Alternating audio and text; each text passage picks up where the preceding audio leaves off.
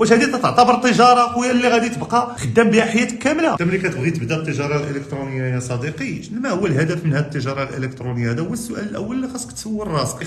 انت باغي تبني واحد البيزنس اللي باغي تعول عليه من هنا عامين 3 سنين 4 سنين 10 سنين 20 عام، ماشي تربح منه دابا والله يعاون. الراس المال الحقيقي ديالك في التجاره اشنا هو الكليان. واش انت اخويا خاصك في التجاره ديالك ديما تبقى معتمد على فيسبوك ادز؟ ولا شوف انت باش كتخدم ما يمكنش ديما معتمد على الاشهار. راه اي تجاره اخويا ما فيهاش كليان راه ما عندكش فيها راس مال. يعني انا ملي كنبدا واحد المشروع ديالي ديما كنضرب على الكليان، كندير الاشهار باش نجيب الكليان، وكليان تيولي يجيب ليا كليان. ما كنقولكش لا ما غتبيعش، انت غادي تبيع، ولكن في النهايه واش هذاك السيد اللي شرا من عندك المره الاولى غيعاود يرجع ولا ما غيعاودش يرجع؟ اذا ملي كنهضروا على التجاره الالكترونيه في المغرب اش اللي خدام؟ خصك تبراندي.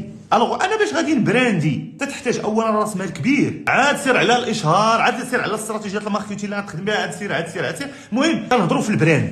فحنا التجاره اللي خدامه هي التجاره البراند. الا ما كنتيش غادي تبراندي راه ما كاين والو.